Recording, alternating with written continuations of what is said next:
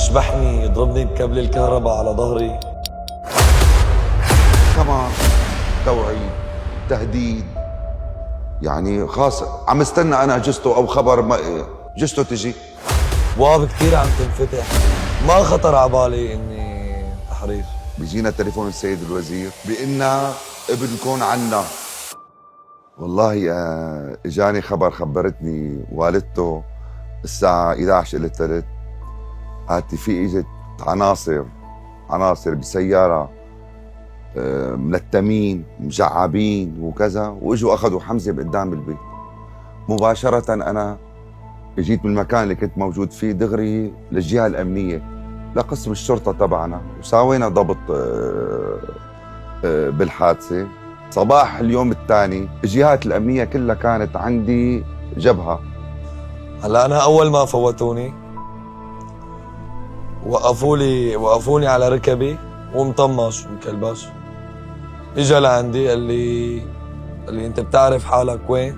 انا عرفان حالي اني مخطوف. قلت له لا ما بعرف. صار يقول لي انت بالمخابرات المتطوره،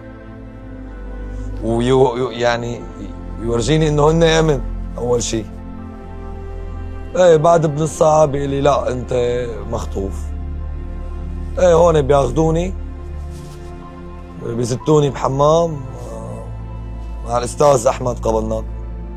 يعني انا يطالعني يشبحني يضربني بكابل الكهرباء على ظهري ويصورني مشان يبعت لاهلي، وشي بدي ابعت شلك اظافرك يصورني. ايه يبتزوا اهلي يعني كثير. هن بعد اسبوع تواصلت معنا العصابه، صاروا يفاوضونا، بعثوا لنا فويسات، بعثوا لنا صورته لحمزه، وبعثوا لنا فويسات بصوته وهو عم يبكي عم يتعذب، طلبوا $1,000,000. فعم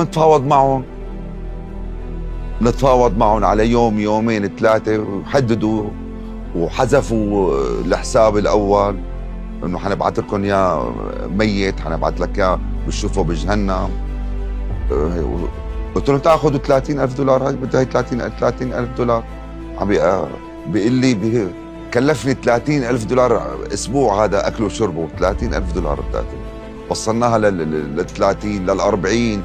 بدي بيع السياره، بدي بيع كذا. يعني هي قدرتي. بعدها ب10 ايام، بعد الاسبوع الاول ب10 ايام رجعوا تواصلوا معي برقم ثاني.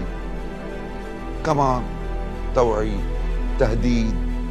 سلمت امري لله، يعني ما عاد في، فوضت امري لرب العالمين. يعني خاص عم استنى انا جثته او خبر جثته تجي. فنحن كنا ثاني يوم اللي اعطاني اخر مهله الخاطف انه اخر مهله بكره يا هي حنقدم لك يا.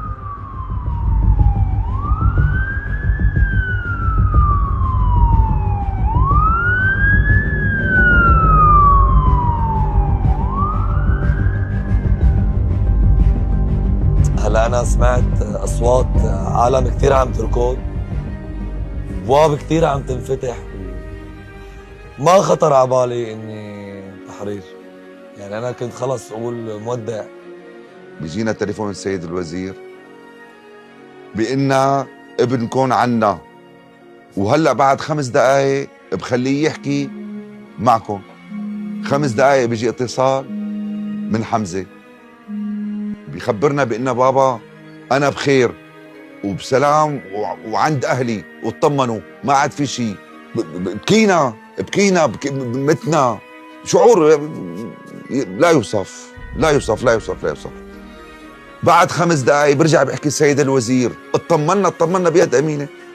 قال اليوم المساء بيكون عمكم أو بكرة الصبح. والمساء خبرونا جهات الأمن، اجت لعنا جهات الأمن أخذتنا بموكب واخذونا دغري على الوزارة وسلمونا اياه.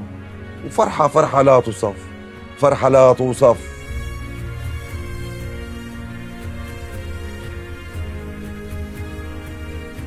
والله لا يوصف الشعور. يعني من وقت لو وصلنا على الشام مو مصدقين انه نحن عن جد، لانه عشنا لحظات خلص يعني ودعنا. عندي ثقة كبيرة جدا بدولتنا، عم لك عناصر امن 20 ساعه معنا، 20 ساعه معنا. وطمنا سيادة الوزير انه خصمه الاساسي والاول هي العصابات اللي عم تخطف وتشنع